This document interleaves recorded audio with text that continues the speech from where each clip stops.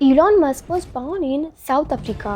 वो एक बुकवर्म और बहुत ही ऑकवर्ड लड़का था जिसको बचपन से ही साईफाई और कंप्यूटर्स में इंटरेस्ट था। फ्रेंड्स के साथ एंजॉय करने की जगह उन्होंने बहुत ज़्यादा टाइम बुक्स पढ़ने में बिताया है।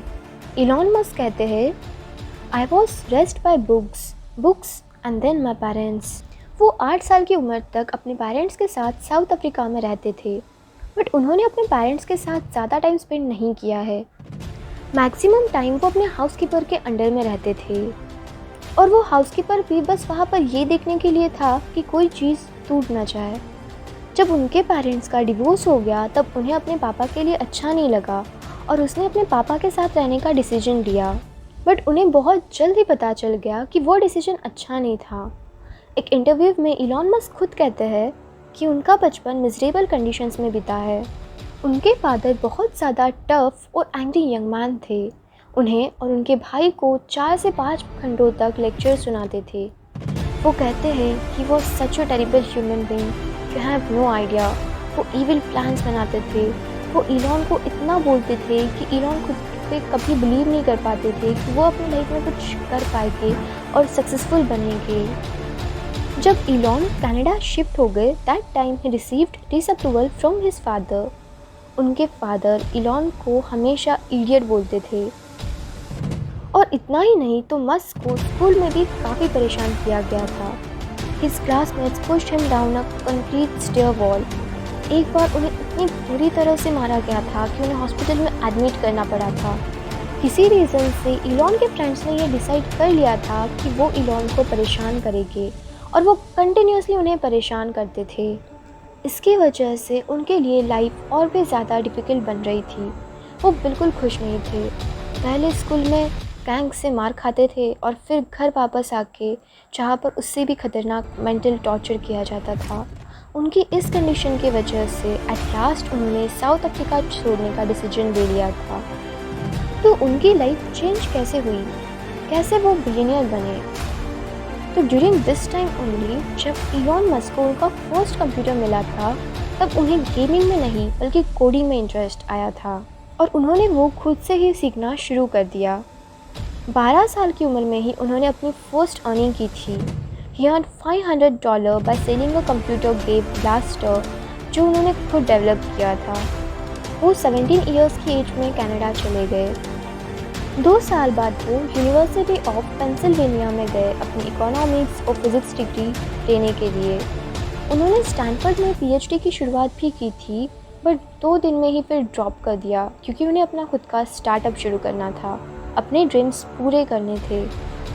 जब वो अपने कॉलेज में थे तब वो ऐसी चीज़ें सीखना चाहते थे जिससे वो दुनिया को बदल सके। उन्होंने उनकी फर्स्ट कंपनी ज़ीप2 26 साल की उम्र में बेची थी, जिससे उन्हें $300 मिलियन मिले थे। एंड आफ्टर दैट ही को founded PayPal which become a great success. और वो बेचने पर उन्हें $180 मिलियन मिले थे। वो बहुत ज़्यादा रिस्क लेते थे। इसके बाद उन्होंने अपना सारा पैसा 2 कंपनीज़ में इन्वेस्ट कर दिया था। वो बोलते हैं कि उस टाइम पे उनको रेंट पे करने के लिए भी पैसे उधार लेने पड़ रहे थे और वो 2 कंपनीज़ कोई और नहीं बल्कि टेस्ला मोटर्स और स्पेसएक्स थे। दोनों कंपनीज रिसेशन के टाइम पे बैंकक्रप्ट हो गए थे, but Musk has never giving up attitude and he bounced back as always.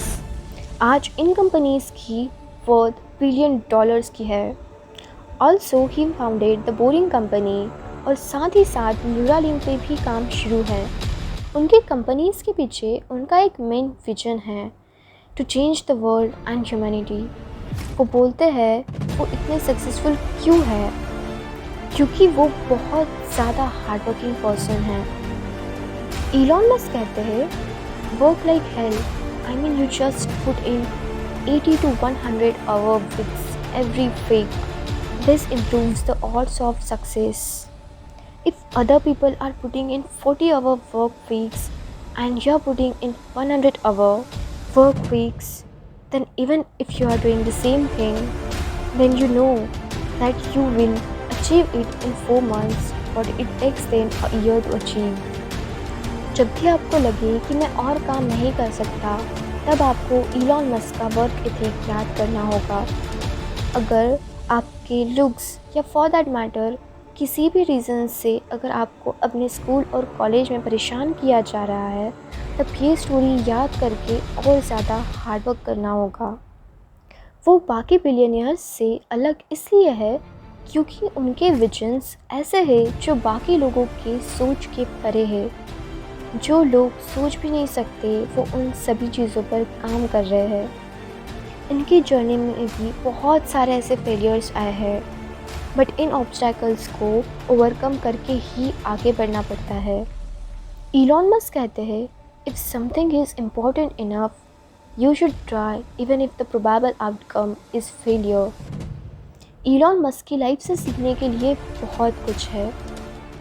आपको नेक्स्ट इलॉन मस्क बनना है या फिर कुछ ऐसा करना है जो आपके लिए सच में इम्पॉर्टेंट है, या कुछ ऐसा करना है जो आपकी फैमिली को सपोर्ट कर सके, या फिर ऐसा कि आपके वो पेरेंट्स के झगड़ों से परेशान होने से बचना चाहते हैं, या आपके स्कूल और कॉलेज के फ्रेंड्स की इंसल्ट को अपने सक्सेस से बंद करना चाहते हैं। आपको मुश्किलों का सामना करना पड़ेगा। There will be obstacles in your journey to success, और ये बहुत ज़्यादा नॉर्मल है।